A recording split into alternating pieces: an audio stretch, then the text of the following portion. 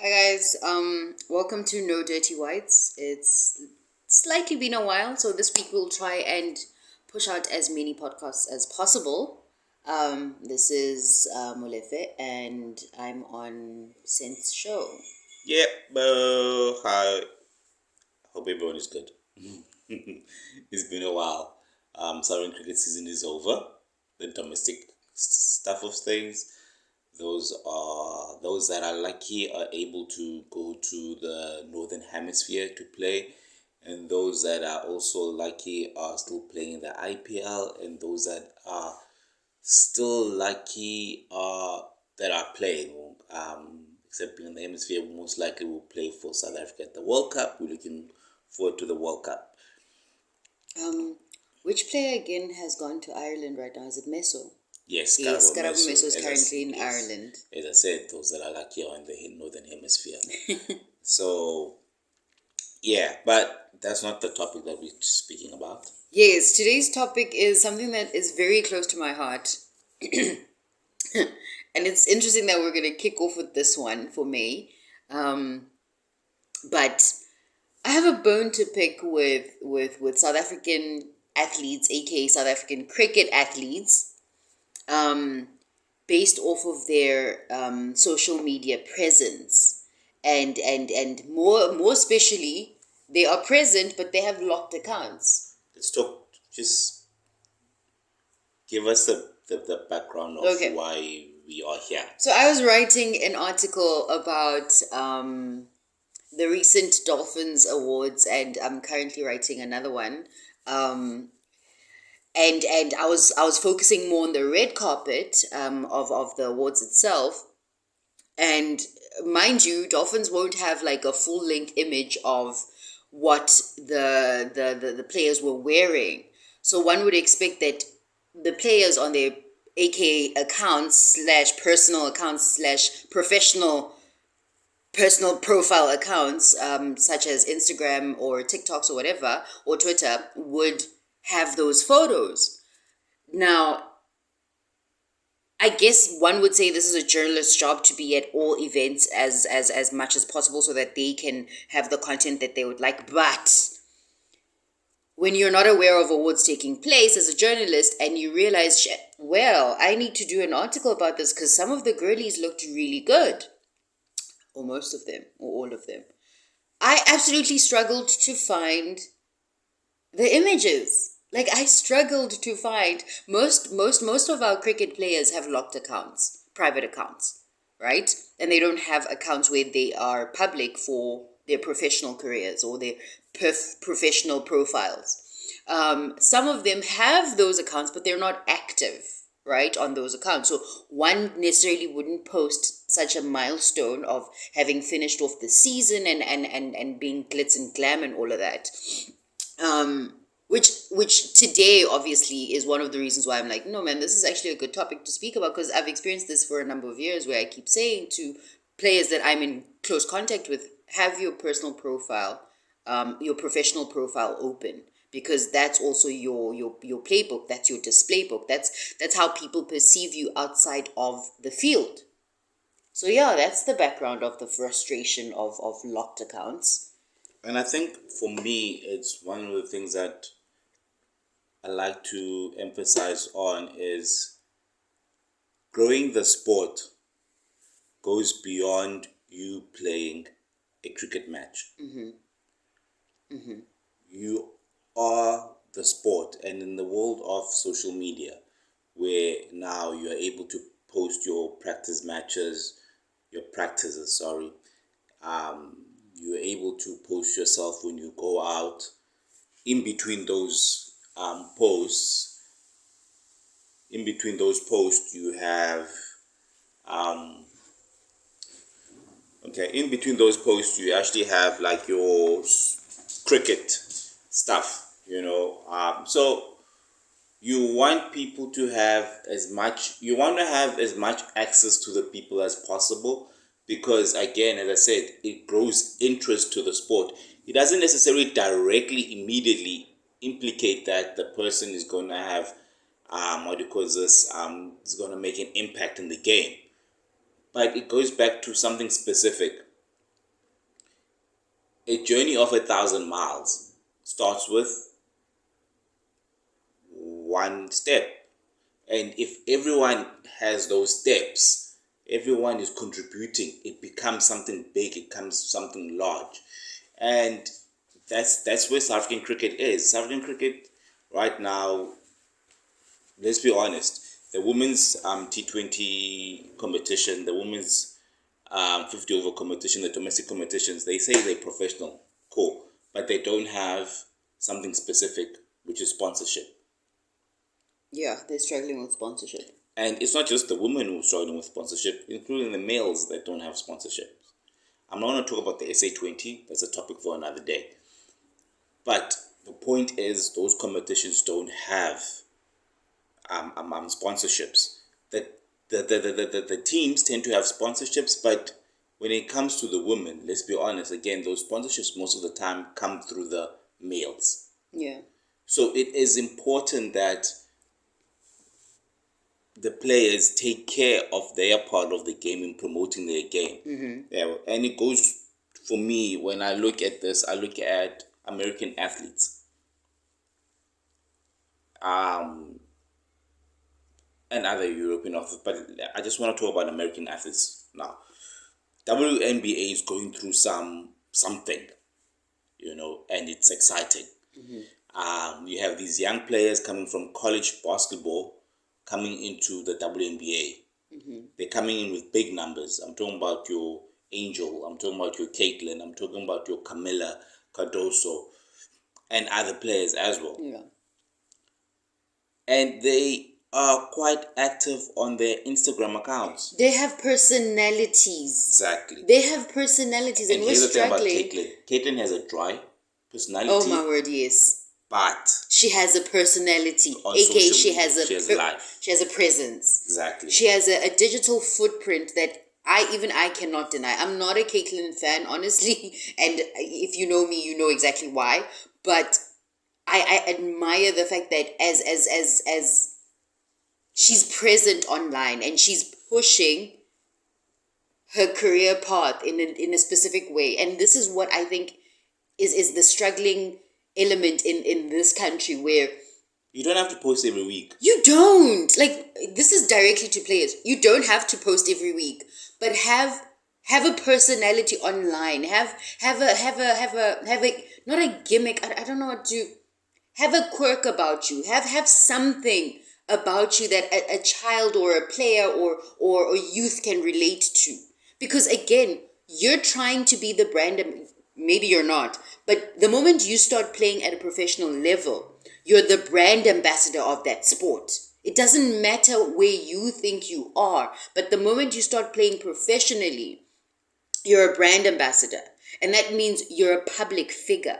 And in you being a public figure, it highlights or amplifies you on the field when people feel like they can relate to you off the field. Like, oh my word. Yes. So that's where we are in that sense of, about our wish is that South African players can start engaging more on social media. And engaging doesn't necessarily mean speaking to the people. Yep. Engaging can simply be posting more. But can I say something as well? Even engaging with people makes sense. Like, I just recently checked T. Cooper. T. Cooper is a former what's called this LA Sparks. No, sorry, it's not Sparks. What's the WNBA team from LA? It's called. It's not the Skies. No, it's the Sparks. Yes, the LA Sparks. Played for LA Sparks and then stopped playing. And she was one of my favorite players because I think she's a good baller. But here's the thing: she had that presence, and recently someone spoke about her coming back to the WNBA. Do you get what I'm saying? And she commented back to that person. Yeah. So you don't have to comment at everything, but that engagement can go a bit far and can increase we can increase, what do you call this thing? Engagement. Yeah. Interest. Yes, interest. Can I just jump on this again? I feel like I know what the problem is locally. Is it the culture? Yes, it's the culture, but more so that click mentality. 90% of the players I've encountered, and I've encountered quite a lot, have a click mentality or have a perceivability culture where they want to be perceived in a specific way, but they don't curate that specific way they want to be perceived in. And That's one. Two, they're very group orientated. Like, I don't speak to you if I don't know who you are. If you're like that in real life, you will be like that on social media. That's also another big problem. And again, this goes way back now. It will definitely go way back into the amateur cricket. It will go back to schools cricket. It goes back to how players are conditioned at grassroots and foundational I level. was going to go there, by the way. Yeah. In that sense, I think sometimes people think that because I have 10 followers, all right, I need to first become a celebrity before I can open up my account. So I need to have like 5,000, 2,000 people before I can open up an And they account. don't. And for me, it's if you have 10 people, open it up. You know, there are people checking you out. So be out there. You are the brand. You are cricket. You are women's cricket right now. And I'm not going to talk about the guys a lot. We weren't even talking about Yes. the guys. I'm actually Yes. speaking about women's cricket right And now. especially now that locally it's professional. So it is important that brands see the importance of you as a brand itself. And again, I'm not saying you opening up your account, you're gonna immediately what do you call this, get deals, or there's gonna be more money in the sports. No, it's a No, journey. it's a journey, It's definitely. a journey. It's everything. It's a pathway. Yes, it's playing exciting cricket, but it's also you having a personality. Mm-hmm. You know, I remember I used to talk about social currency. Yes. It's important that players understand the concept of what a social currency is. This is where now I come in, where I would say I also do believe it's either the league or the provincial teams or the so-called managers or agents, right, need to educate or put their players in some workshop where they make them understand the concept of what is a social currency and what are the benefits of it. And whatever they are doing now, they're not doing it for today. Whatever they plant today, they planting for the next few years. Yeah.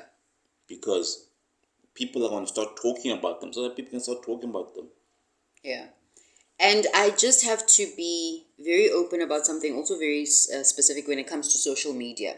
Now, I feel that often in the work environments that we occupy, social media is often painted out as the big bad wolf.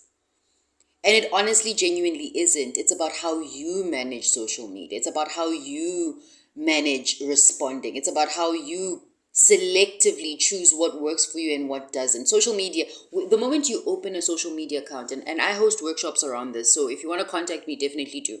But the moment you open a social media account, you're opening yourself up to the public. That's one. And possibilities. And endless possibilities, definitely. The moment you have an Instagram, the moment you have what is this thing, a Facebook, the moment you have a TikTok, even Twitter. I'm not a fan of that one, but even Twitter. In that moment, you're opening yourself up to the public.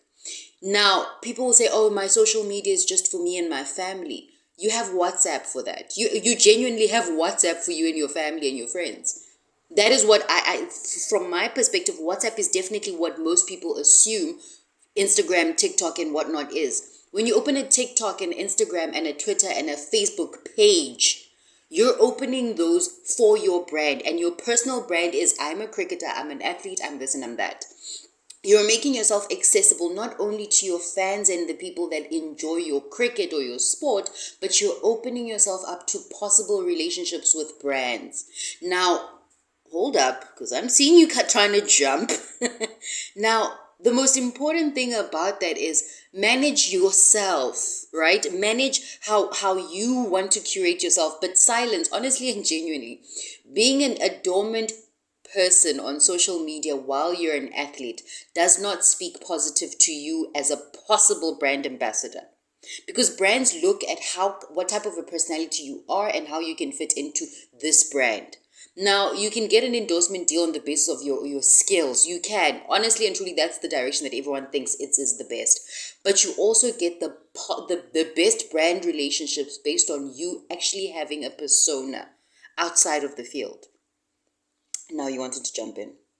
I thought I was gonna say, but Yeah. but just to not to make it long, to be honest, you've said it, and I think you've hit it on. You hit the you hit the nail on the head, if they put it like that.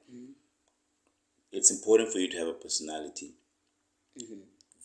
That's why we call this entertainment. Cricket, any sport, cricket is entertainment. It is, and I think players neglect to remember that. It's entertainment, so you are part of this entertainment. You can call it a circus if you want to call it a circus, but it's not a circus because at the end of the day, if I'm watching a series, Yeah.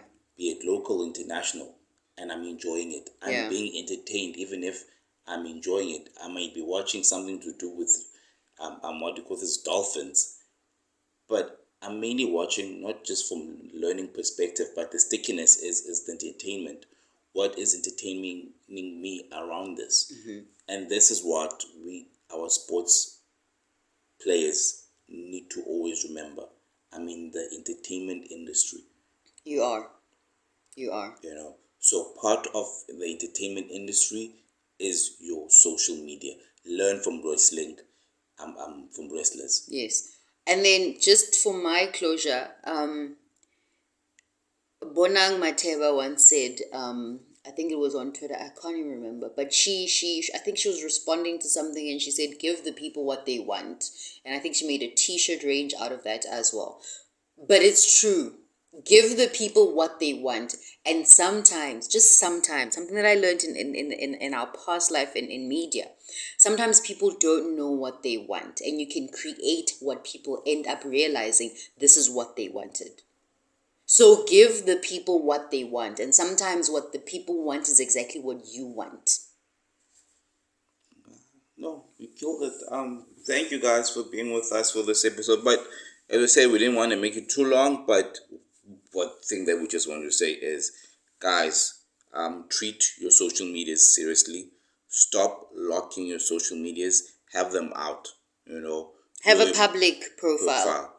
Have that personality. Yeah. We want to see you practice. It builds an interest. It builds an excitement. We want to see you go sometimes doing something chilled, like maybe going to the mall. I don't know, but it's funny how people are attracted to such stuff.